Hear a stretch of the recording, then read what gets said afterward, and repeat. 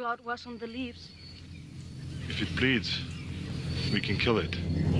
Hello everyone and welcome to Action RPG Build Guide Edition. Today I'm ready to drop on you my new Rend Rupture Barbarian for Diablo 4. If it bleeds, we can kill it. As always, I will show off every single facet of this build. Everything is timestamped in the description below. If you need to bounce around, let's not waste any time and jump right into this. All right, starting off with some gameplay. So I queued up a tier 77 and we should tear through this fairly easily. Skills I'm using for this is Rend, Rupture, Double Shout, Iron Maelstrom, and Flay. And simply put, everything works in perfect harmony. Flay is going to make enemies vulnerable. It's obviously going to generate fury for us, and it is going to give us a 10% multiplicative damage on our bleeds. Rend is going to tear people apart with huge bleed damage.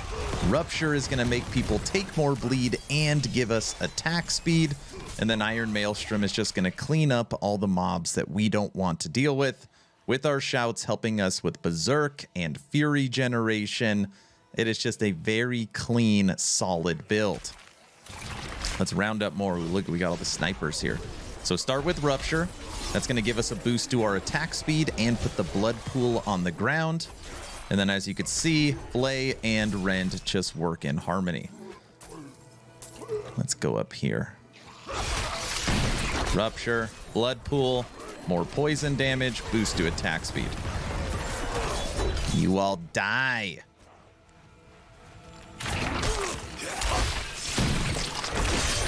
Oh man, I love Rupture so much. I used to think, oh, this skill sucks. They made it way better for the new season. Look at that.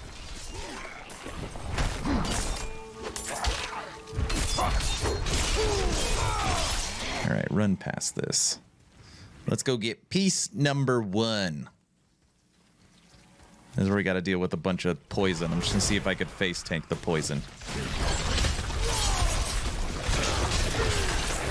Die. Ooh, it's getting close. As you push higher dungeons, these poison stacks are brutal. And, well, it almost got us. I want to live. Okay, you got an idea of the core gameplay. Let's fast forward to the boss fight. All right, Mr. Tomb Lord. You better hide in that bone prison. So this boss is level 131.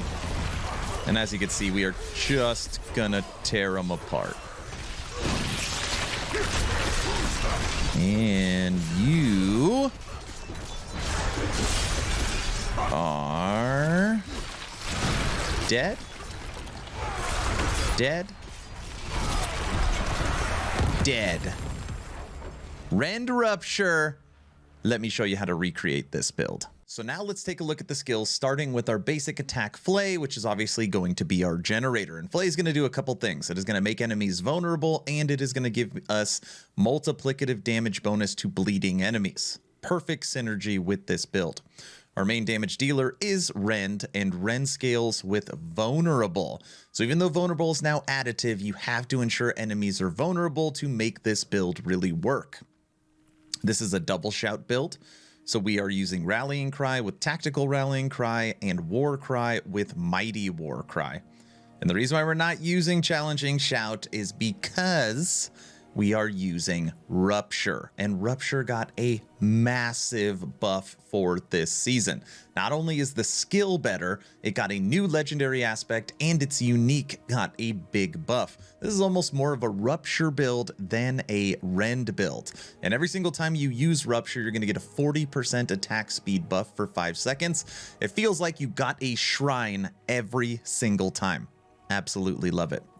We are using Cut to the Bone, and right now I have +3 to Cut to the Bone on my amulet, so we're getting a 30% multiplicative damage bonus to vulnerable enemies. Our ultimate, we're using Iron Maelstrom. I normally trigger this after using Rupture, so I spin super fast. And then for our key passive, we are using Gushing Wounds. Of course, we are a bleeding build.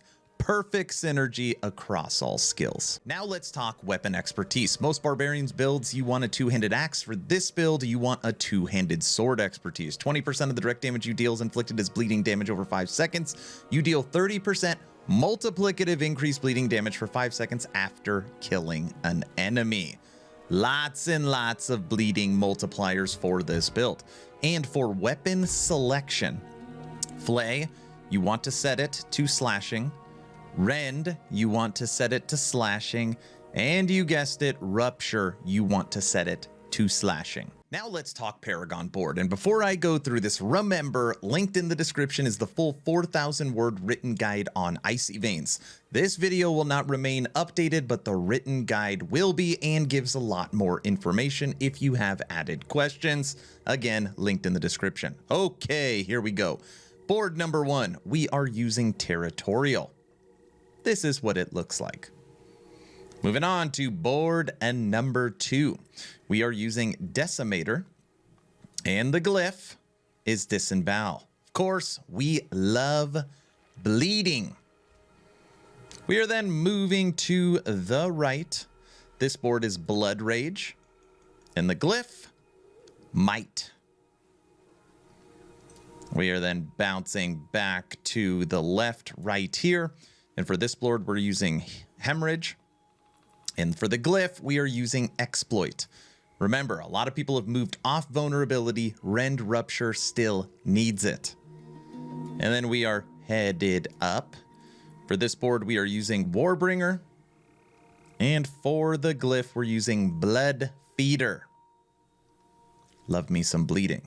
Last but not least, we are coming over to Carnage. And for this board, we are using Ire. Ire is going to give us a lot of berserking, which is going to help us with our multiplicative damage over here on Blood Rage. You'll see here, current bonus 43% multiplicative. Just by removing Ire and going back to it, it now drops to 30. You're getting a 13% multiplicative damage bonus just from that Ire glyph. Those are the Paragon boards. Moving over to Vampiric Powers. Now the 5 we are using are Resilience, Sanguine, Prey on the Weak, Accursed Touch, and my favorite for this build, Flowing Veins. You deal, yes, this number is correct, 60% multiplicative increased damage over time to enemies that are moving or affected by Vampiric Curse.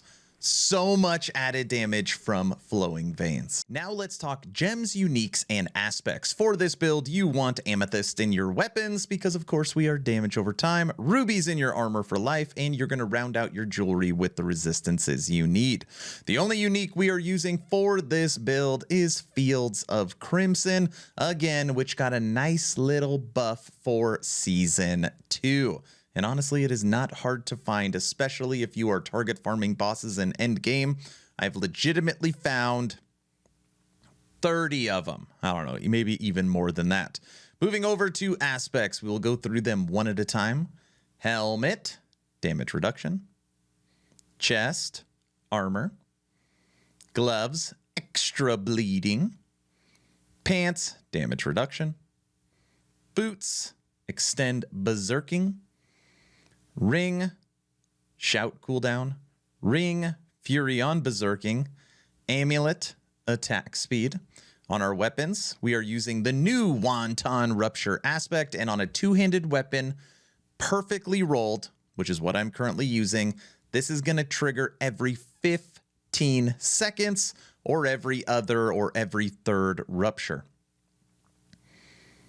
Edgemaster.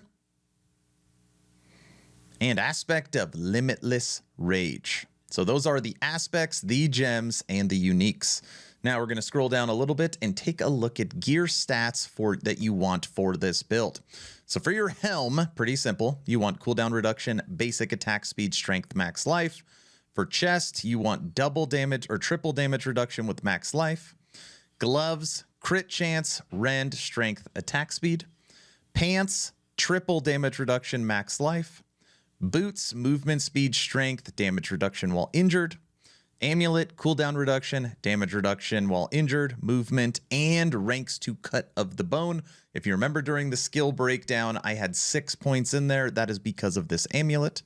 For your ring, you want crit chance, max life, damage to close, and critical strike damage. And then for your weapons, strength, damage to close, core skill, and critical strike damage. Those are the target affixes. All right, everyone, that's the build guide. What do you think of my new and improved Rend Rupture build for Diablo 4? Is there something I missed? Is there something I could do to take this to the next level? Let me know your thoughts in the comment section below. 2 asks at the end of the video. Ask number 1, I'm hoping today is the day I have earned your subscription. I'm hoping today is the day you make the decision to push that little red button. I would really appreciate it, but of course, only if you think I've earned it. And if I haven't earned it, I'm gonna work harder for you. Ask number 2, check out my Patreon. Thank you to the first 90 members that have signed up. I get asked all the time, Aaron, what is the best way to support? And Patreon is it, and you get the most bonus content. It is the first link in the description. That's all I've got.